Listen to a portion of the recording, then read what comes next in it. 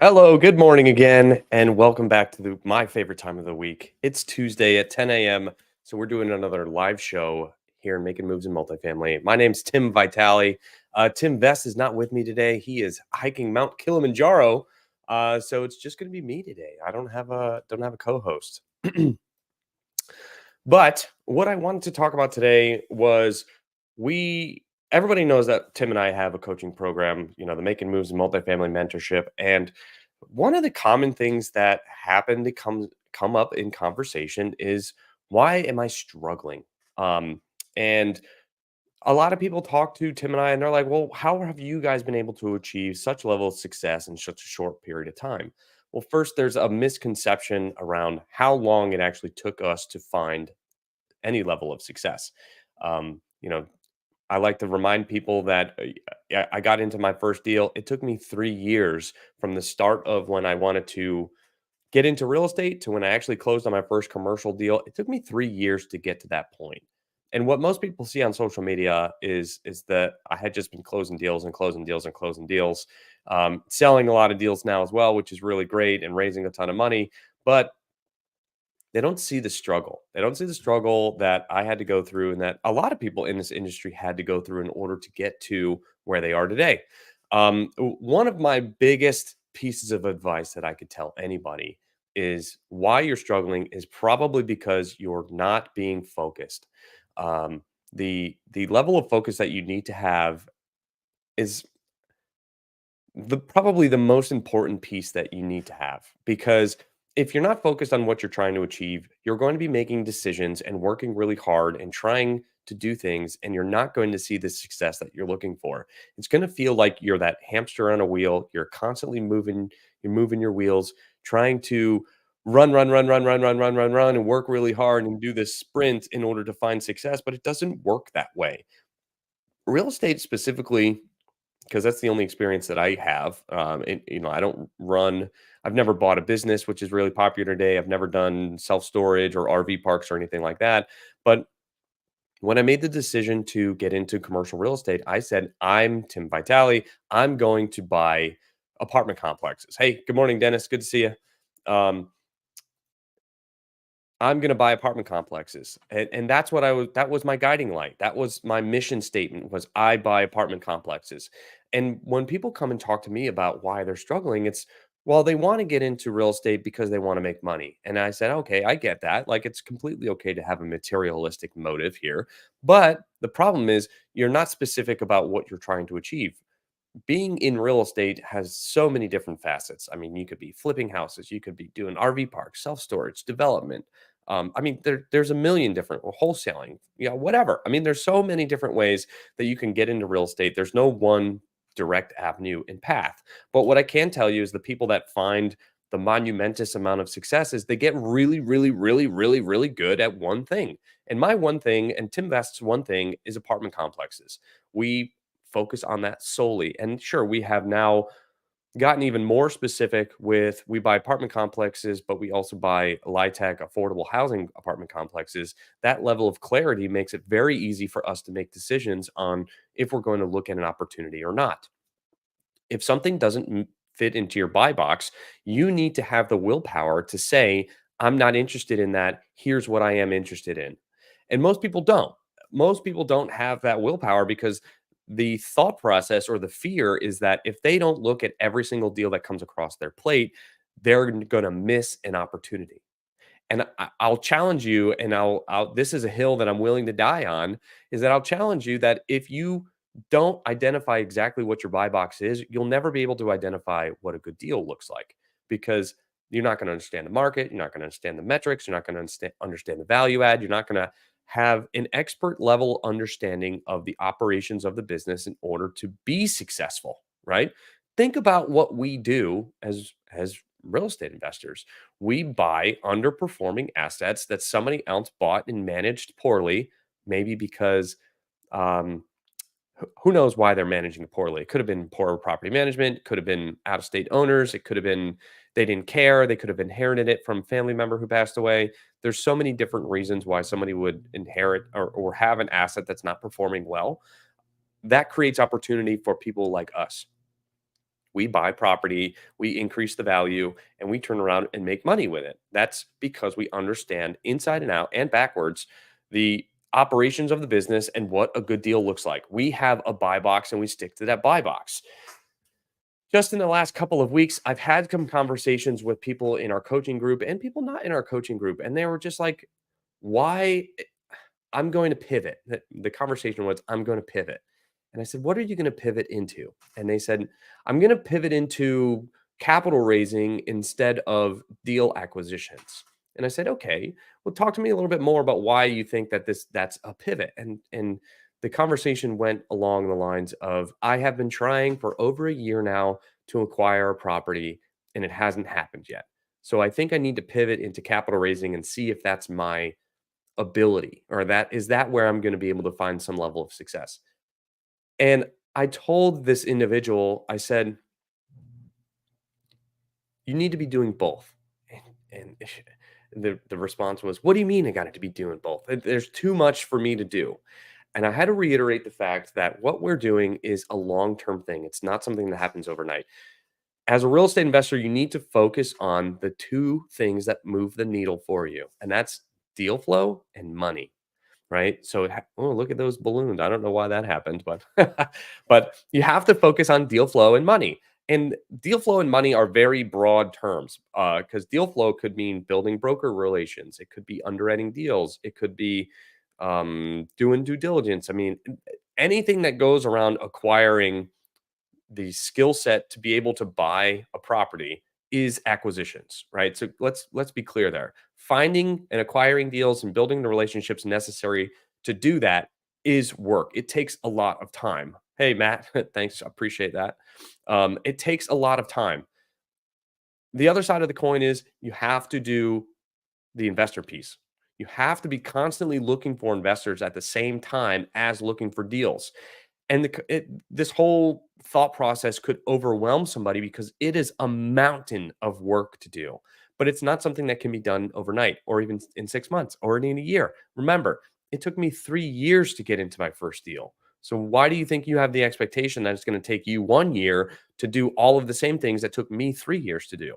And let me paint you a picture here of what that looked like for me, and maybe this will help you make some decisions on how you want to structure your day in order to, maybe use your time a little bit more efficiently or more timely so that you can make yourself more available for these types of things.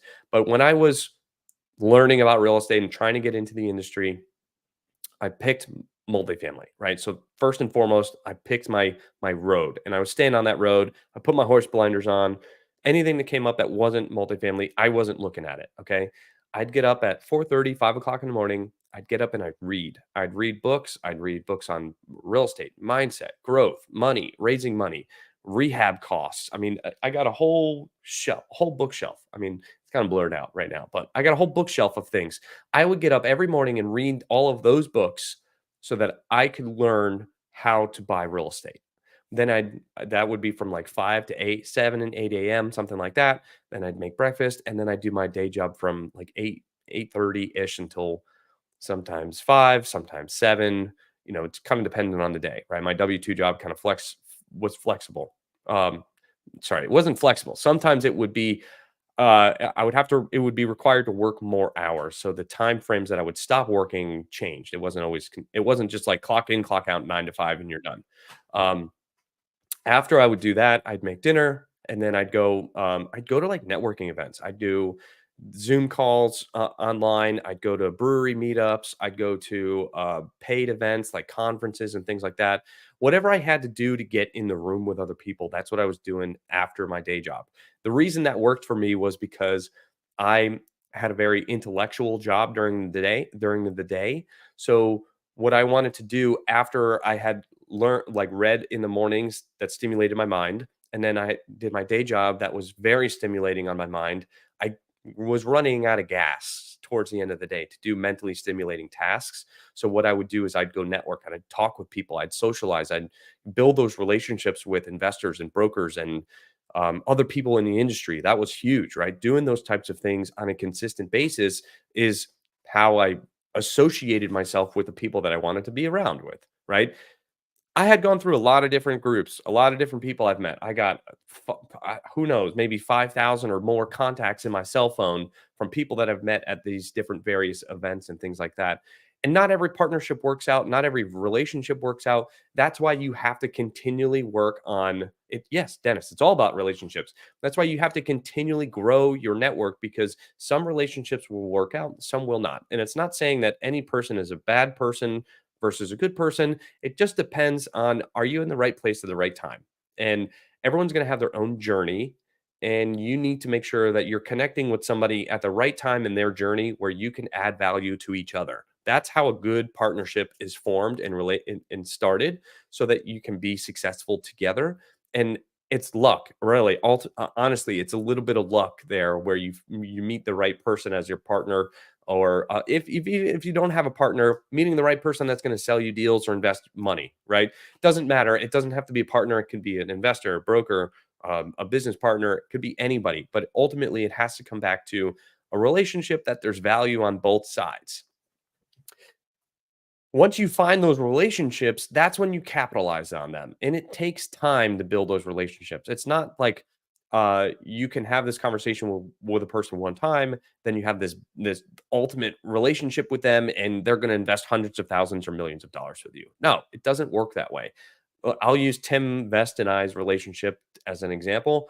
We met in the middle of COVID at a Starbucks, and I reached out to him because I was like, "Hey, your name's Tim V too, and you live in Charlotte. I live in Charlotte. Let's meet up and have coffee sometime. I see that you're, in the real estate game."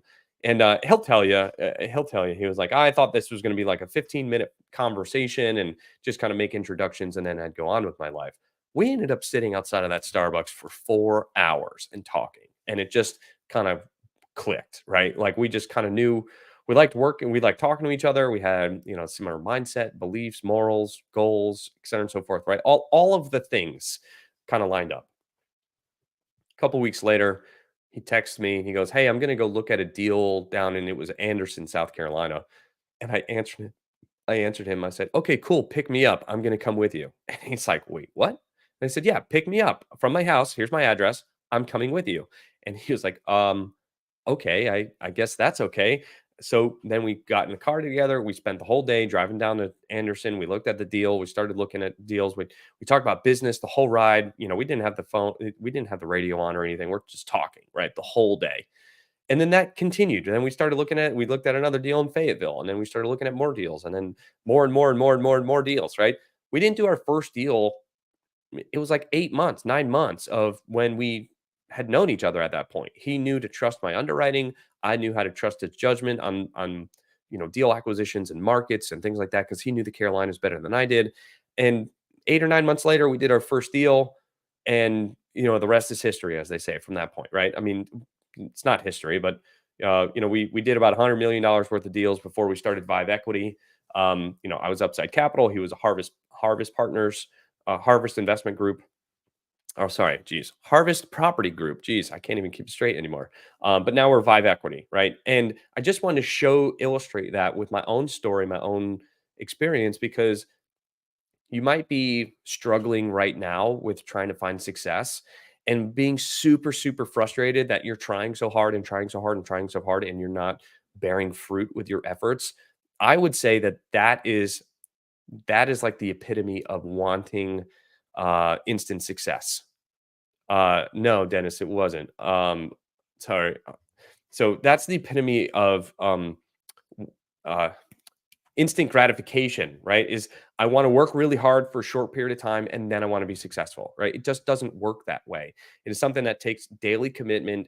Um, the It's interesting. If you ever heard of the saying before, is that very successful people do the same basic exercises that you do in business. They've just done it a lot, many more times for a longer period of time, right? So in my world, or in the real estate world, that would be talking to brokers, talking with investors, underwriting deals, and making offers. Tim and I do that amazingly every single day, in and out, in and out, in and out. We never stop doing that. And it is something that you just have to get accustomed to. This is what it looks like to buy real estate and to be successful in this industry. It's not something that you do for a short period of time, make a couple offers, buy a deal, and make a ton of money. No, it is something that is continual. You have to keep up with it. You have to build the relationships. You have to continue to grow the beast, right? It is the same fundamental exercise day in, day out. We just never stop doing it. So you have to get it out of your head that you have to do it for 100 deals before you get to a good deal, right? You just no, you just have to tell yourself, I'm going to underwrite as many deals as necessary until I find the deal that I want to buy.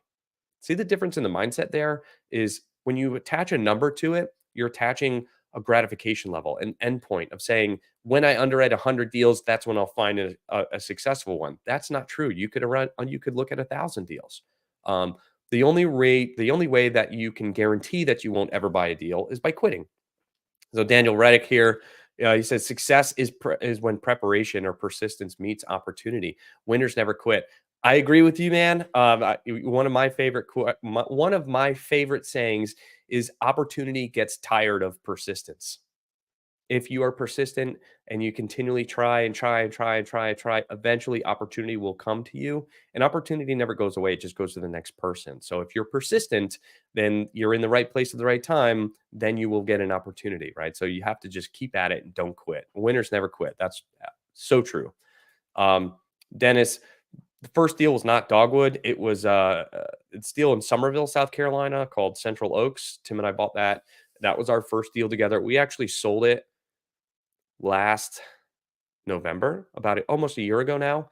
Um, we that deal did pretty well for us. We owned it from 20 2021 to 2023. Yeah.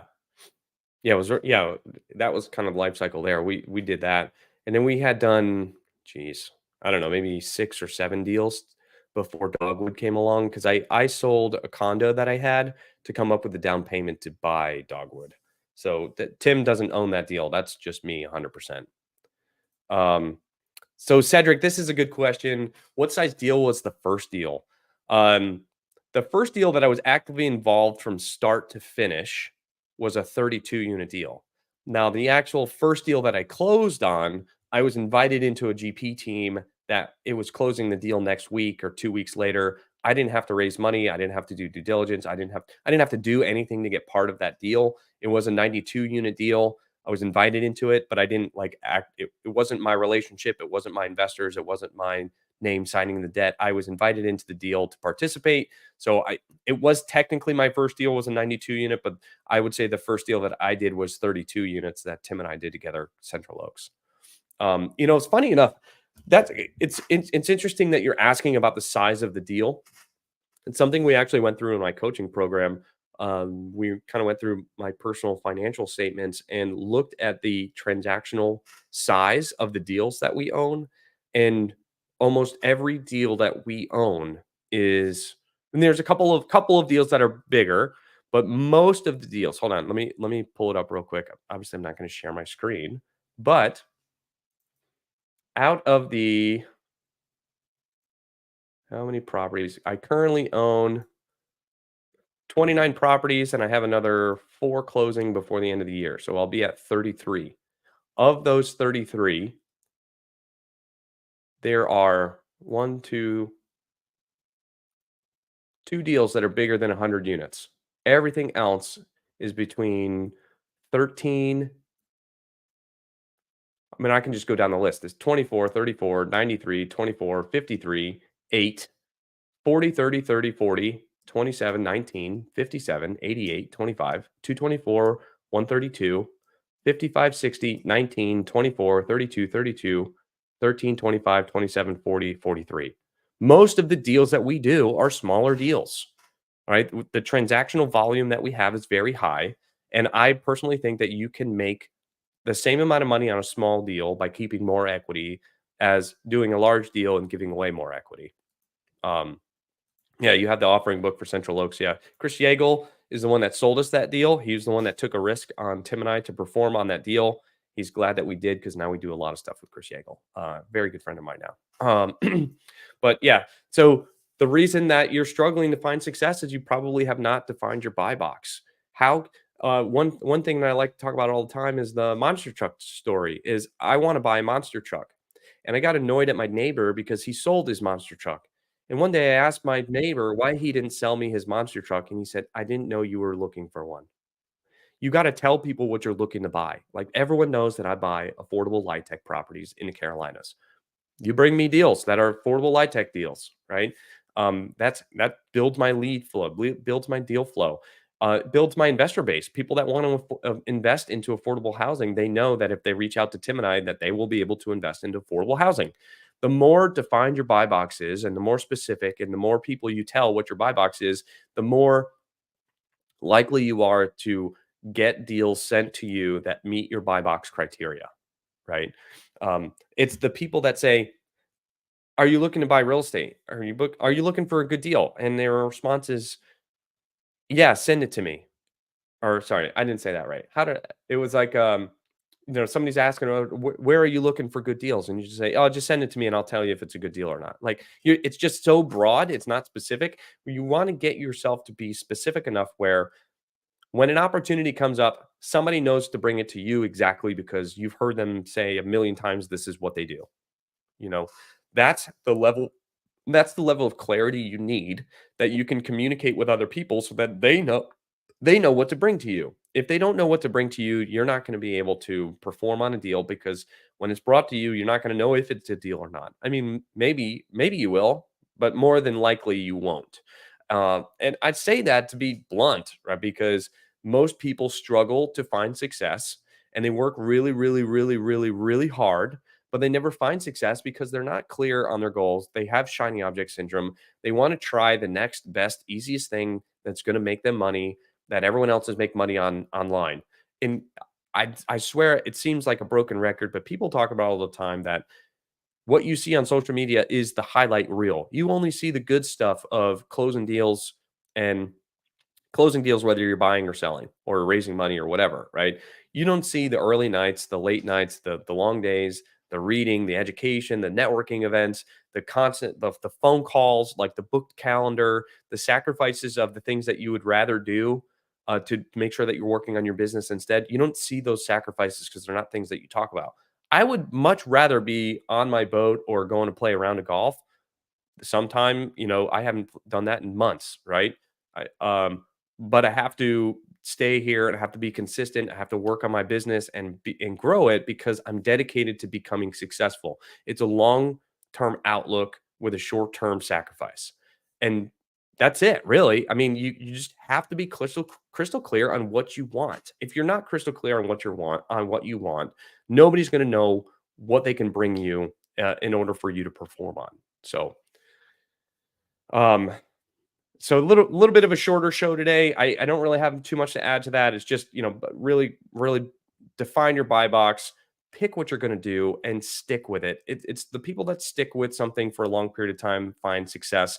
The people that bounce around from opportunity to opportunity, or offering to offering, or asset class to asset class, those are the people that work really hard and never make any traction in what they're trying to achieve, because they're starting at the bottom every single time. You're a no, like, if I went from multifamily to RV parks, I would be a nobody. It would be as starting from ground zero. All new relationships, all new brokers, all new debt options, all new investors, all new everything. You got to start from scratch every single time you change your asset class. So pick one asset class and stick with it. And tell everybody what you're doing, and use social media as a tool to tell everybody what you're doing and let them know how they can work with you, because it has to be a value add proposition. If you're not adding value to them and they're not adding value to you, then it's not going to be a successful relationship. Um, yeah. Hopefully Vest gets his luggage. Yeah. Yeah. He texted me that this morning. I was like, oh, sounds like you're going barefoot up the mountain, buddy. Anyways. All right, guys. Thanks for joining today. Appreciate it. And hope you learned something. And if you have any questions, don't hesitate to reach out and ask. So appreciate you. Peace.